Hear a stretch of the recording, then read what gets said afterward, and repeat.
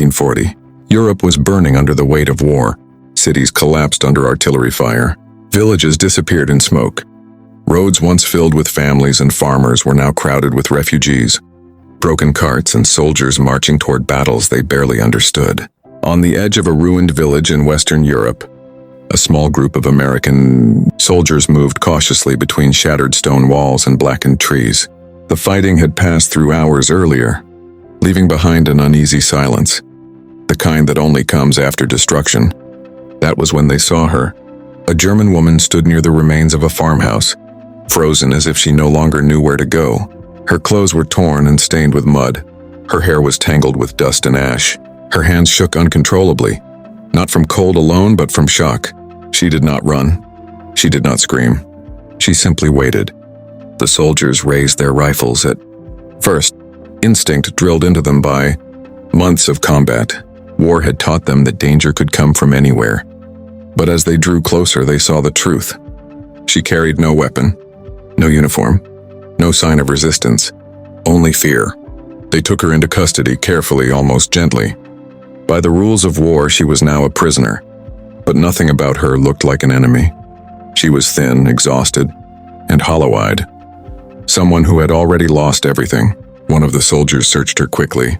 Empty pockets, no papers, no hidden knife.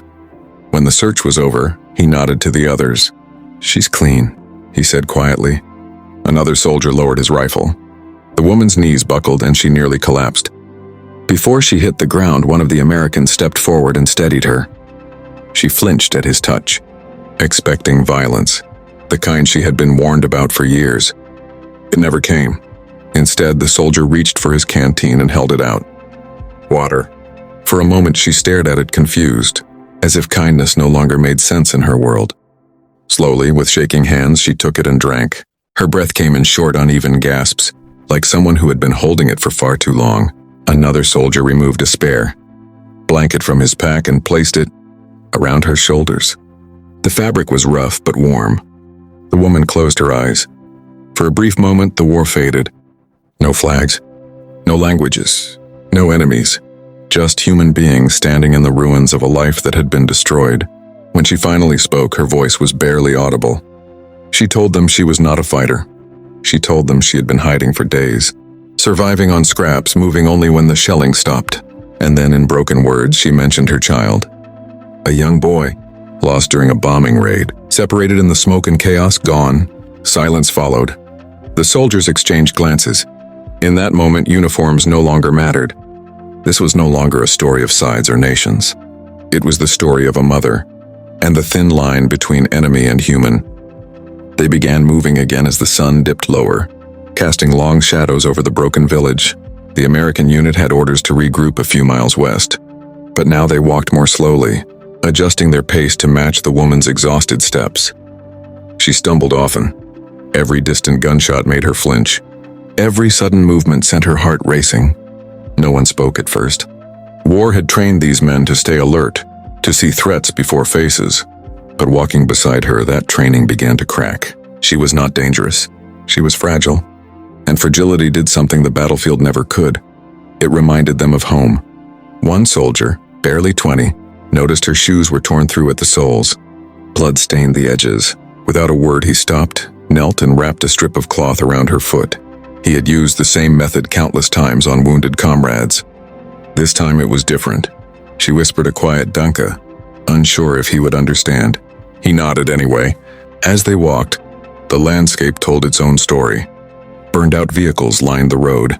A church stood roofless, its bell shattered on the ground. Smoke still curled from distant fields where artillery had fallen only hours before. This was her home.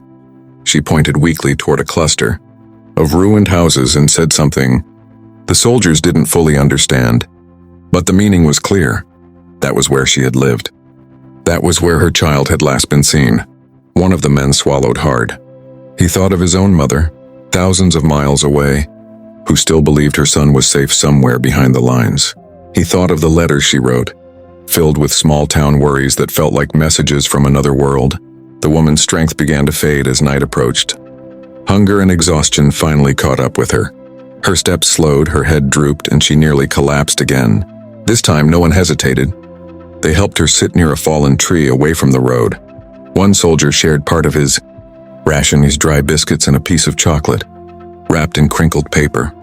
She stared at it, then took a small bite, chewing slowly as if afraid it might disappear. Tears rolled down her cheeks, not loud sobs, just silent tears. One of the men looked away, uncomfortable. Another stared into the darkness, jaw clenched. They had seen death. They had seen bodies stacked in fields. But this quiet grief cut deeper.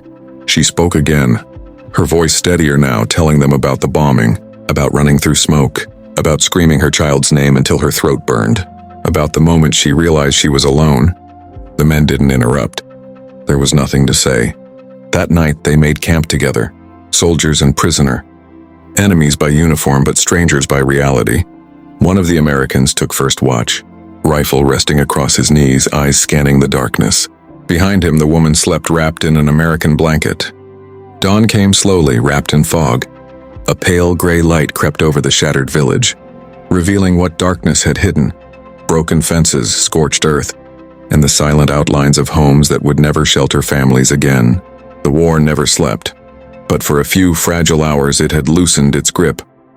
The woman woke suddenly, disoriented, her body tense. For a brief moment, panic flashed across her face, then she saw the blanket, the unfamiliar uniforms, the quiet order of the camp. She was still alive. The soldiers were already awake. One cleaned his rifle. Another warmed a tin cup of water over a small flame. The youngest soldier offered her the cup. She hesitated, then accepted it with both hands, as if holding something precious. Steam rose into the cold morning air. That was when the sound reached them. Engines. Low, distant, but unmistakable. An American patrol vehicle approached from the east. Reinforcements, or possibly a transfer unit. Orders would follow. Procedures would be enforced. And the fragile bubble that had formed overnight would burst. The soldiers exchanged glances. They knew what protocol demanded. A German civilian taken into custody would be processed, questioned, sent to a holding camp. No exceptions, no stories, no emotions. But war had already taken everything from her. The unit leader, a sergeant hardened by years of fighting, studied the woman closely. He had seen prisoners before, defiant ones, hateful ones, broken ones. This was different. She did not look like someone who needed guarding. She looked like someone who needed mercy. He asked her slowly, using gestures and simple words about her child again. Her hands trembled as she pointed toward the ruins. She repeated the same name again and again, as if saying it might pull the child back into existence. The sergeant made a decision that would never appear in any official report. When the vehicle arrived, he stepped forward and spoke first. "Civilian," he said firmly. Found alone, no threat, no resistance. The officer in the vehicle looked past him, eyes scanning the scene. The woman, the blanket, the ration tins, the way the soldiers stood, not guarding but protecting. There was a long pause. Finally, the officer nodded. "See what you can do," he said quietly. "But be quick." It wasn't permission, but it wasn't refusal either. The soldiers moved with purpose. Two searched nearby ruins carefully, calling out softly. Another stood with the woman, speaking gently. Though she understood none of the words, only the tone. Minutes stretched like hours. Then from behind a collapsed wall, a sound. A cough. Thin, weak, human. One of the soldiers froze, then ran. They found the child huddled beneath fallen beams. Alive, dehydrated, terrified, but breathing. Dust covered the small face. The eyes were wide with fear until they saw her. The war ended the way all wars do, not with silence but with exhaustion. Borders were redrawn. Cities were rebuilt. Uniforms were folded away. Medals placed in drawers. Memories locked deep behind practiced smiles. But some moments refused to fade. For the American soldiers who walked away from that ruined village in 1940, the war became a series of frozen images. Snow-covered roads, burning towns, faces blurred by time. Yet one image remained sharp, untouched by years. A woman holding her child, wrapped in a blanket that did not belong to her. Alive. One of those soldiers returned home to a quiet town in the Midwest. He married, he worked. He raised children who never knew the weight of a rifle or the smell of burning stone. When they asked him about the war, he spoke of distance, cold, and long marches. He never spoke of medals. He never spoke of enemies. But sometimes, late at night, He would sit alone and remember a ruined village in Europe. And the moment he understood something no training manual had ever taught him, that war was not only fought between nations, it was fought inside people. Across the ocean, the woman rebuilt her life from nothing. Her town was gone, her home reduced to rubble, but her child lived, and that was enough to begin again. She never knew the names of the soldiers who helped her. She never learned where they came from or where they went. She only remembered their eyes. Not cold, not cruel, human. Years later, when her child asked about the war, she did not speak of bombs or uniforms. She spoke of fear and of kindness that arrived when she expected none. She spoke of a hand offering water, of a blanket placed gently on her shoulders, of strangers who chose mercy when the world had chosen violence. History books would never record that moment. There would be no dates, no maps, no official reports, yet it mattered. Because wars are often remembered through victories and defeats, through flags raised and cities fallen. But history is also shaped by the quiet decisions made far from command rooms. Decisions that never change the outcome of battles, but change the lives of individuals forever. That woman survived because someone saw her as a human being, not a prisoner.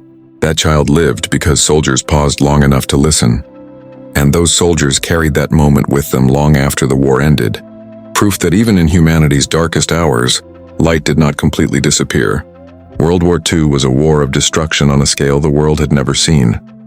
But within that destruction, there were moments that resisted hate, moments where compassion survived under fire, moments that remind us that the true cost of war is not measured only in territory or numbers, but in how much humanity we lose and how much we manage to save.